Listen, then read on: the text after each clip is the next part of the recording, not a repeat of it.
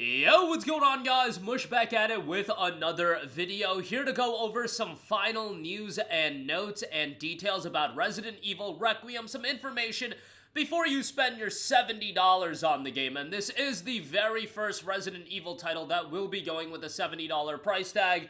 I do want to give you guys a heads up. One of the main reasons I'm doing this video is you can get this game far cheaper over at our friends at greenmangaming.com. It is 18% off for $57.39. You'll get a Steam code for the game.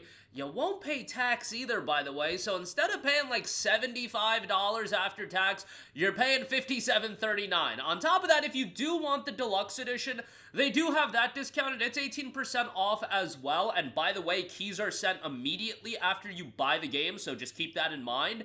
The deluxe edition doesn't have anything huge. We'll go over the contents of it, but I do know some people are just so excited for the game that they just want to buy the deluxe edition, and hey, more power to you. There is a pre-order bonus, which we'll talk as well. I'll go over the system requirements as well, which little bit upset at you, Capcom. I would really imagine that this would be a game that would need the 4 or 6 tiers of system requirements. A couple days out from release, we're only left with 2 tiers of system requirements, which is unfortunate, but historically, the Resident Evil titles on the RE engine have ran very, very well, so fingers crossed that that'll be the case here. We don't have an official word on Steam Deck verification, but looking at the system requirements, I imagine it'll end up being Deck verified, but again, we'll talk the system requirements at the end of the video. But if you do want the game cheaper, greenmangaming.com, link in the description box below, and if you do buy it, I get an affiliate kickback. So Resident Evil Requiem is the latest Resident Evil title, and you do have 2 playable main characters, Grace Ashcroft and Leon Kennedy. Leon Kennedy is one of the most iconic Resident Evil characters of all time, and there is some question around what his fate is going to be by the end of this game,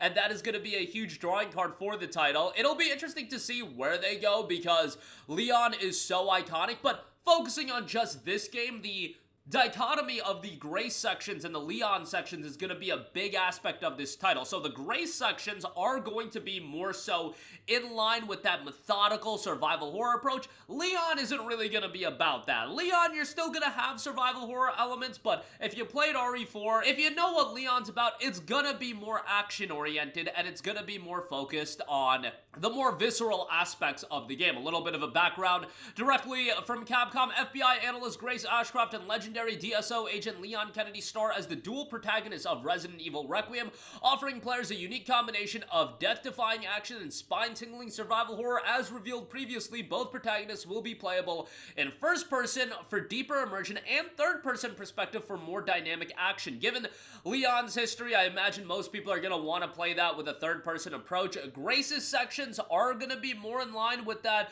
methodical, engrossing, survival horror, so those sections I could see some people wanting to play in first person. Either way, you'll be able to play either in first person or third person, depending on what you want to do. Leon's background: Leon experienced in both hand-to-hand combat and firearms, and is investigating a series of suspicious deaths. While navigating this deadly situation, he's able to wield a variety of weapons and execute close-quarters combat maneuvers with the all-new hatchet. Perfect Leon's skills as you time your moves to parry enemy attacks, turn the tables as you attack with the chainsaw, seize from an enemy, and pull off exhilarating finishing moves to deliver the final blow. And then Grace begins her survival journey in a sanatorium overrun with zombies, requiring fierce judgment when deciding which enemies to fight and which to avoid. Limited resources and carrying capacity force the player to make critical decisions that can mean life or death. Acquiring a special device allows Grace to craft vital items using infected blood, unlocking the opportunity to diversify your attack strategies. That is exclusive to Grace as far as the upgrades with the blood.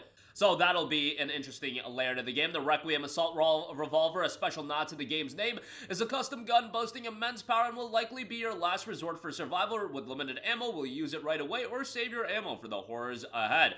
The zombies in the game, they've put a large emphasis on in terms of the attention to detail. The zombies in the game have lost their minds. However, given that they did have fixed actions in the past, they do have those fixated actions that come from their lives before death. A chef obsessed with cooking, a singer who keeps singing, a janitor who polishes mirrors endlessly. Could you exploit their behaviors to outmaneuver them? Elvis is the keyword that connects everything: the death of Grace's mother, Alyssa Ashcroft, Grace's own past, and the story connected to Leon. It's up to you, the player, to unravel the mystery that leads to the truth behind the events depicted in Resident Evil Requiem. And for those of you that don't want a big challenge, there's gonna be a variety of difficulty options. So players can choose from multiple difficulties when experiencing the horror and the action. You've got the casual component to the game, the casual mode. That is gonna offer you aim assist plus more forgiving player health and enemy durability. Standard gameplay is the classic form, and that heightens the tension, requiring ink ribbons for each save while playing as Grace, demanding strategy not only in resource management, but also when to save. If you're into the older style of survival horror games, that's going to be more in line with what you want, but I do imagine that a large portion of the newer audience, I don't know how they're going to feel about requiring an item to save, but it does require and put more emphasis on the management of the game, which the Grace section's very much in line with that, and that's been a historic big aspect of the Resident Evil games in terms of inventory management and choosing when to do what. But nevertheless, Resident Evil Requiem is also noted to be optimized for a wide range of PCs. High-spec PC players will be able to enjoy additional cutting-edge technology from NVIDIA with DLSS 4 and path trace effects. We've seen some of the gameplay with path tracing enabled. It does look incredible. Hopefully, it's a well-optimized game in the sense that there's scalability and lower-end hardware is going to be able to run it as well. I mean, at the end of the day, this game is going to be released on the Nintendo Switch too, so it should be able to run on a wide variety of hardware very, very well, so let's hope that does turn out well. I do, with that being said, want to go over the system requirements, since I do think that's important. At the very least, we do have two tiers. The minimum requirements are very, very tame. You're looking at an Intel Core i5-8500 or an AMD Ryzen 5 3500 for the minimum requirement CPU, 16 gigs of RAM, and then a GTX 1660 or a Radeon RX 5500 XT. Well, it's not a 1060, which we see a lot for the super well-optimized games. The 1660 is still an older GPU, and good to see that as minimum. Recommended Intel Core i7-8700 and an AMD Ryzen 5 5500, 16 gigs of RAM, an RTX 2060 or a Radeon RX 6600. So the issue with this, RTX 2060 is a totally serviceable GPU for recommended, couple of generations old. I get that. There's no clarity on what this means, and you guys know that infuriates me. What does this minimum system requirement mean? Does that mean that's 1080p medium settings at 30 frames per second? What does this recommended mean? Does that mean it's 1080p 60 frames per second maxed out? Is that utilizing DLSS?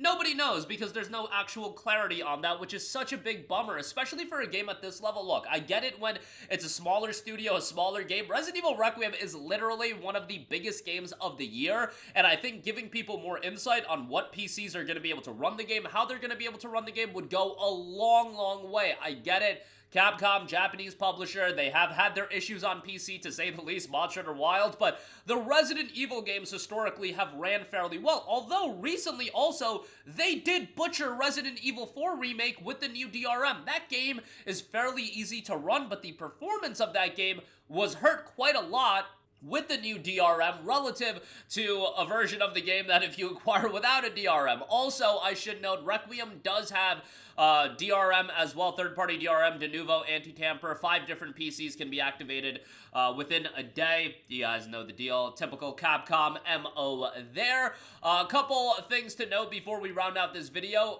Pre-orders on either version of the game will get you the main game and the pre-order bonus of a Grace costume with the Apocalypse costume. That'll be available with pre-orders of either edition. The Deluxe Edition will get you 5 different costumes as well, 4 weapon skins, 2 filters, 2 charms, an audio pack, and files, letters from 1998. It's really not going to be that consequential to the game, but if you want the skins and whatnot, you can spend the extra. And again, the Deluxe Edition is $65.59 over at Green Man Gaming. That's literally cheaper than if you bought the Standard Edition from Steam, and you get a Steam code immediately after buying. Link in the description box below on that. Again, I do get an affiliate kickback, but that'll do it for me. This is one of my most anticipated games of the year. Hopefully you guys can stay away from the leaks and the spoilers, because those are running rampant right now on social media, so yeah, be mindful of that. Obviously, by the time this game comes out, this coming Friday, spoilers are going to be everywhere, so maybe when Friday rolls around, just focus on playing the game, stay off